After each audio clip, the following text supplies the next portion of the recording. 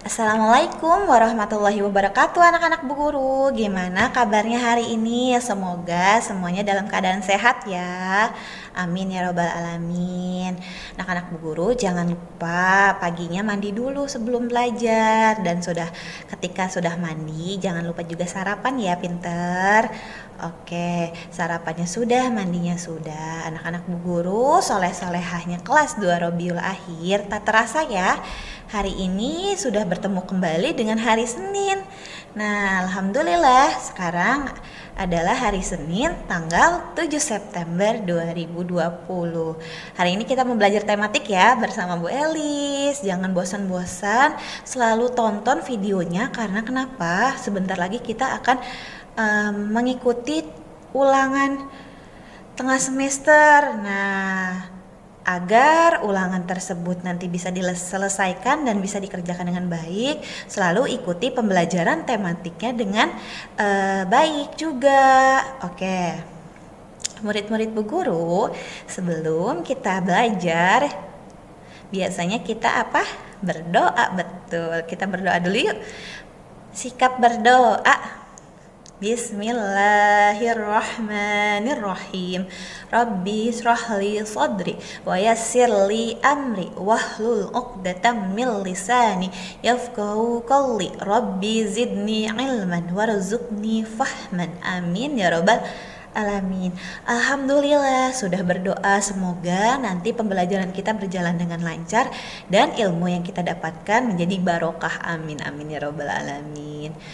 Murid-murid Bu Guru, jangan lupa siapkan buku tematik 2B-nya karena hari ini tematiknya kita akan belajar tentang subtema 2 dan pembelajaran 1 sampai pembelajaran 3. Nah, jangan lupa juga siapkan pensilnya karena nanti ada pembahasan soal bersama-sama dan ada latihannya juga. Jadi nanti kalau alat tulisnya sudah disiapkan, bisa langsung dikerjakan ya pintar selesai melihat videonya.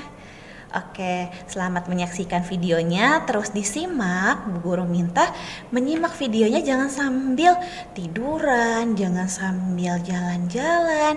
Duduknya yang rapih biar ilmunya masuk ke otak. Bu Guru akan berikan ilustrasi. Ketika anak-anak Bu Guru mengisi botol, kalau misalnya botolnya sambil ditidurkan, apakah botol tersebut akan terisi? Nah, botol tersebut susah diisi pinter karena posisi botolnya sambil ditidurkan. Nah, kalau misal botolnya diberdirikan, kita isi pasti akan penuh. Nah, itu juga sama dengan sikap belajar. Kalau sikap belajarnya baik, duduk dengan rapi, insya Allah ilmunya juga akan masuk dengan baik ke dalam otak.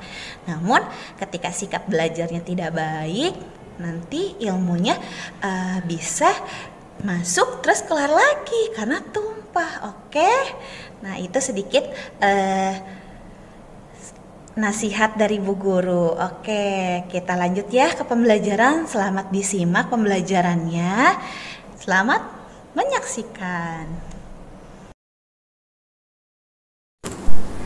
Ayo bacalah percakapan antara Mary dan Deli berikut. Anak-anak Bu Guru boleh mengikuti Bu Guru ya, atau boleh didengarkan saja. Nah, yang pertama bertanya yaitu Mary. Kata Mary, "Apa yang kamu buat, Del?" Deli menjawab, "Aku ingin membuat bentuk makanan." Mary bertanya kembali, "Makanan apa?" Deli menjawab, "Pizza dan buah-buahan. Bagaimana denganmu?" Kata Mary menjawab, "Aku ingin membuat bentuk buku dan kotak pensil." Kata Deli, "Wah, kita akan memerlukan banyak plastisin." Kata Mary, "Tenang saja, aku punya banyak plastisin." Deli berkata, "Wah, baiklah, apa kamu punya plastisin warna hijau? Aku akan membuat bentuk daun buah jeruk." Mary menjawab, "Ini aku punya banyak." "Wah, bentar lagi bentuk buah-buahanmu jadi." Kata Deli. Iya, ayo kita lanjutkan. Kita buat lebih banyak lagi benda-benda dari plastisin. Setelah kita membaca percakapan, mari kita isi latihannya ya, Nak.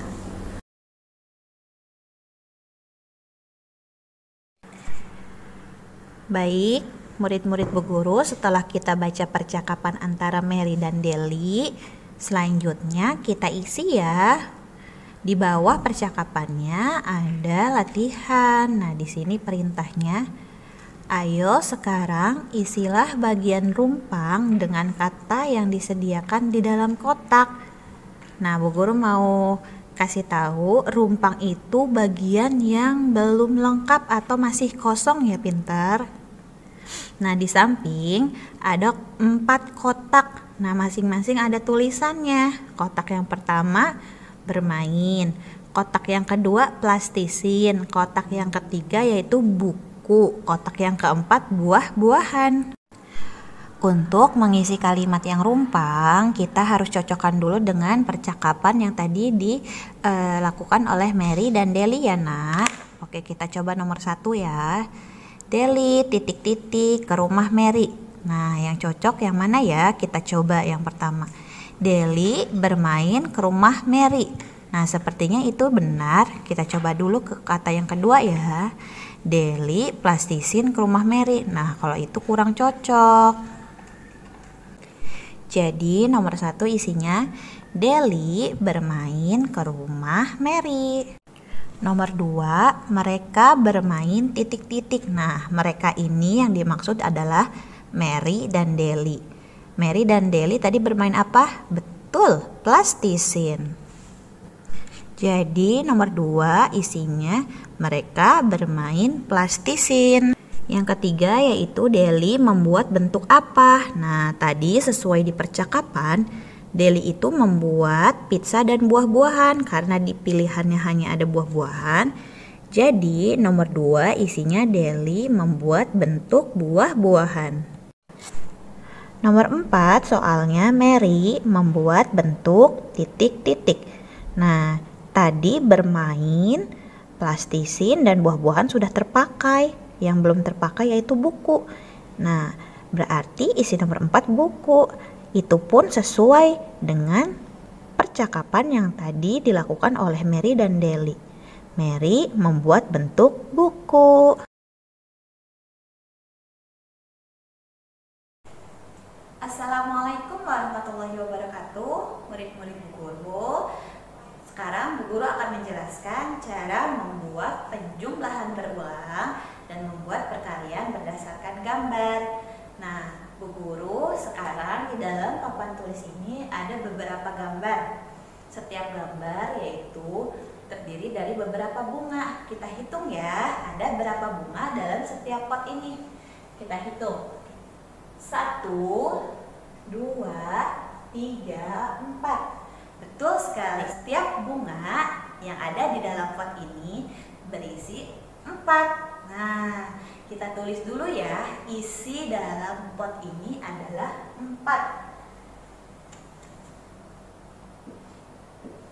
4. Oh, kurang besar ya, Bu Guru hapus. 4. 4.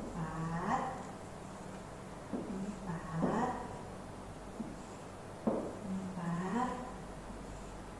4. Nah, murid-murid Bu Guru, kenapa Bu Guru tulis semua dengan angka 4? Karena masing-masing pot semuanya sama, memiliki jumlah bunga dalam nominal 4. Nah, selanjutnya Bu Guru akan memberi tanda tambah. Kenapa Bu Guru beri tanda tambah? Karena di sini kita akan mencari jumlah bunga. Kalau jumlah itu berarti penjumlahan. Nah, jika ingin mencari penjumlahan, jangan lupa berikan tanda tambah sebagai simbolnya.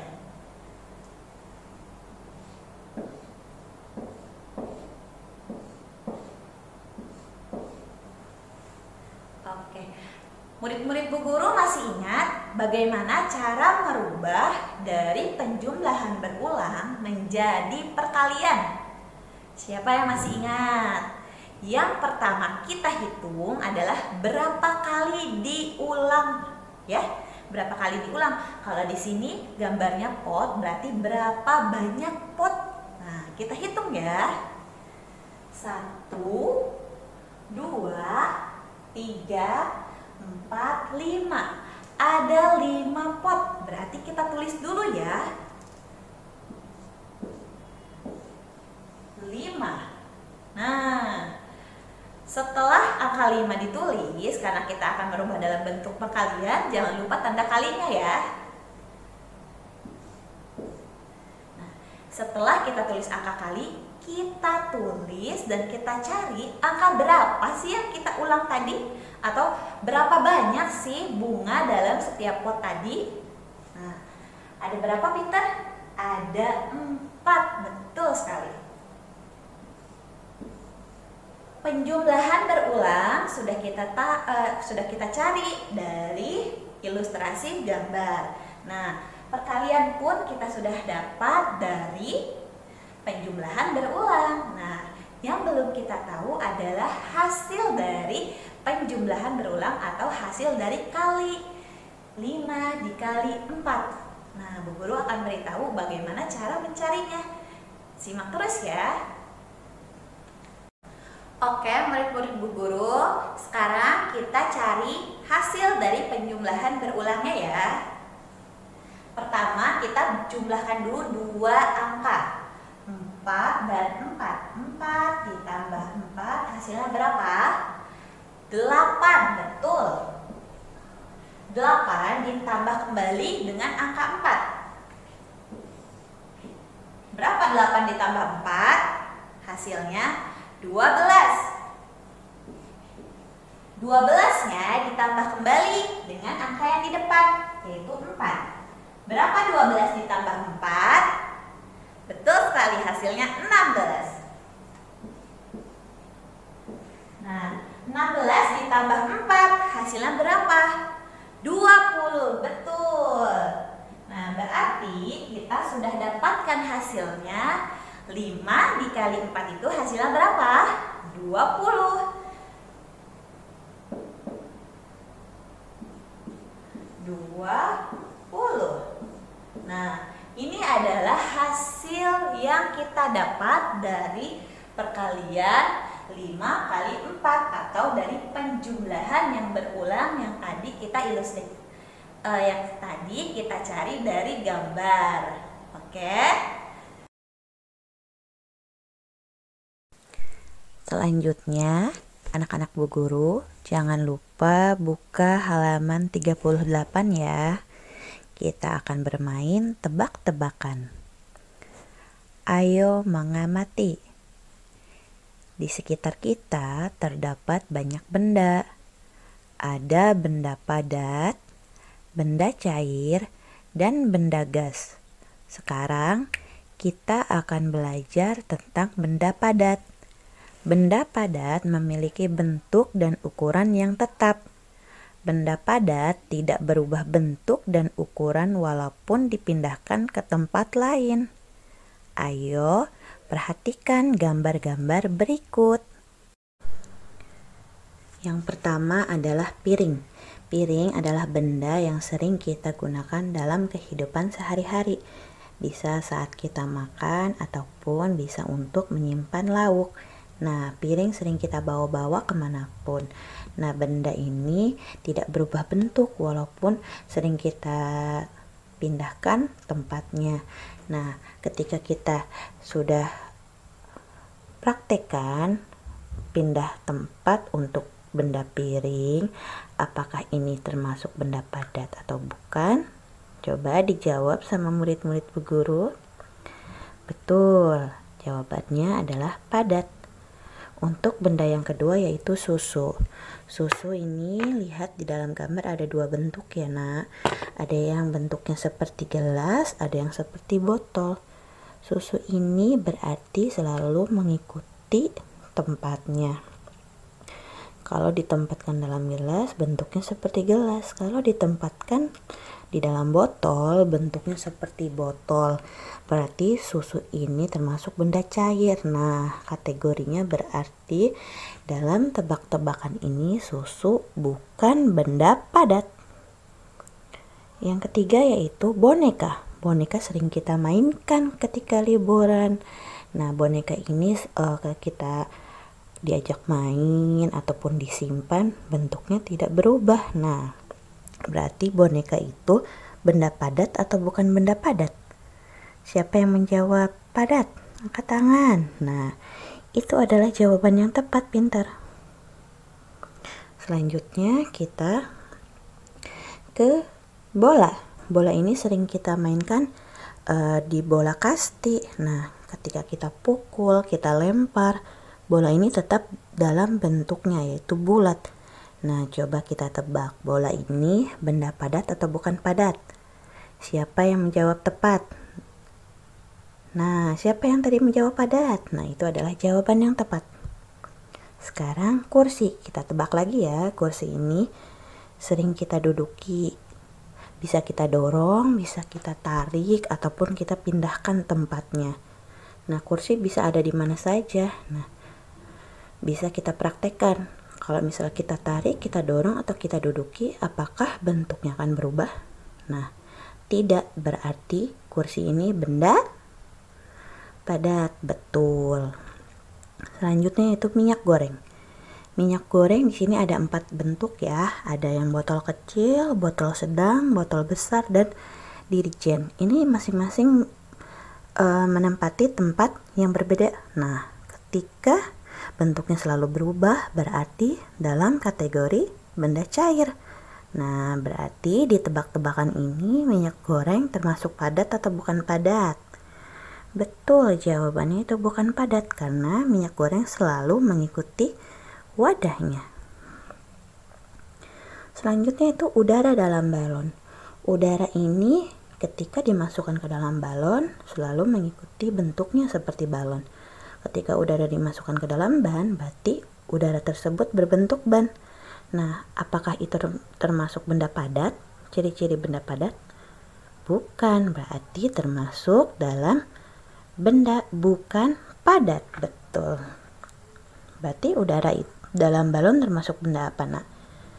Benda gas, betul. Kayu. Kayu yang ada di dalam gambar ketika kita pindahkan ke tempat satu dan ke tempat lainnya, apakah akan berubah? Tidak, karena kayu adalah benda padat. Selanjutnya itu bantal.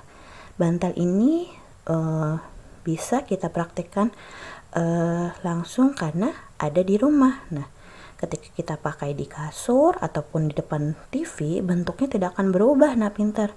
Nah, berarti bantal ini termasuk benda padat. Betul. Ciri-ciri benda padat ketika kita pindahkan, bentuknya tidak akan berubah. Nah, semoga semua murid-murid Bu Guru paham ya, dan bisa membedakan mana yang padat dan mana yang bukan padat. Kita masuk ke pembelajaran 3. Ayo membaca. Saat bermain di rumah Mary, Ibu Mary membuat es sirup untuk Mary dan Deli.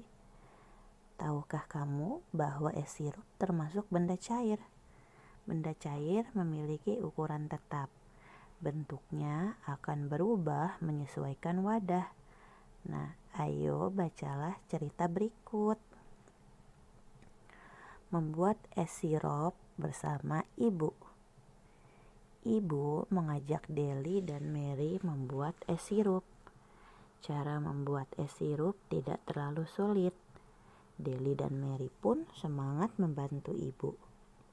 Ibu menuangkan sirup ke dalam teko. Kemudian air dituangkan ke dalam teko. Setelah itu Deli memasukkan es batu ke dalam teko. Es sirup pun sudah jadi. Sekarang tugas Mary menyiapkan wadahnya. Mary menata gelas dan botol. Gelas di rumah Mary memiliki bentuk yang berbeda-beda. Saat es sirup dituangkan ke dalam gelas, berbentuk tabung, bentuk es sirup seperti bentuk tabung. Saat es sirup dituangkan ke dalam gelas berbentuk balok, bentuknya seperti balok. Nah, Deli dan Mary sangat senang menuangkan es sirup ke dalam gelas. Mereka senang dapat mengamati perubahan bentuk es sirup yang mereka buat. Setelah membaca cerita tersebut, dapatkah kamu menyebutkan ciri-ciri benda cair? Berikan pula contoh benda cair lainnya yang sering kamu jumpai. Nah, di cerita yang tadi, ciri-ciri benda cair ada di kalimat bentuk es sirup seperti bentuk tabung. Nah, berarti mengikuti wadahnya dan berbentuk balok. Nah, itu ya pintar ya. Jadi sifat zat cair yaitu selalu mengikuti wadahnya. Oke, murid-murid Bu Guru, hari ini ada percobaan ya. Kita belajar mengamati dan belajar memiliki jiwa sains. Oke, sekarang Bu Guru punya air yang ada di dalam botol. Nah, air yang ada di dalam botol ini memiliki bentuk seperti botol. Nah, tuh airnya. Ini air sirup ya, rasa melon. Nah, ini berbentuk seperti botol karena wadahnya pun disebutnya botol. Nah, ketika sirup ini Ibu Guru tuangkan ke dalam gelas,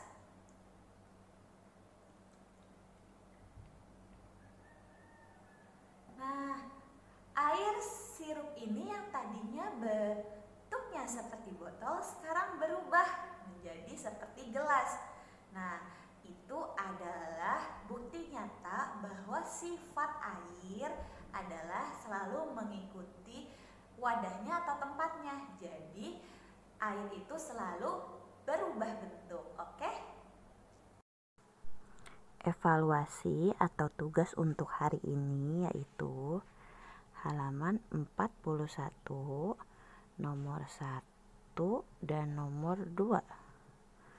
Untuk halaman 45 kerjakan nomor 1 saja ya. Oke, untuk anak Bu Guru kelas 2 Robiul Akhir, selamat mengerjakan. Alhamdulillah, materi pembelajarannya sudah selesai. Anak-anak Bu Guru, jangan lupa ya tugasnya dikerjakan. Nah, setelah dikerjakan jangan lupa juga dikumpulkan ke Bu Guru. Nah, nanti di kertas tugasnya itu jangan lupa dikasih nama ya pinter ya. Dikasih nama dan dikasih tanggal. Biar Bu Gurunya tahu ini tugas hari apa. Nah, oke, anak-anak Bu Guru, ucapkan hamdalah dulu yuk setelah pembelajaran hari ini. Alhamdulillah ya Rabbil Alamin. Terima kasih untuk murid-murid Bu Guru yang soleh dan solehah di 2 Robiul Akhir sudah menyaksikan videonya dengan baik. Bu Guru akhiri, wassalamualaikum warahmatullahi wabarakatuh. Terima kasih, dadah. Tetap semangat murid-murid Bu Guru.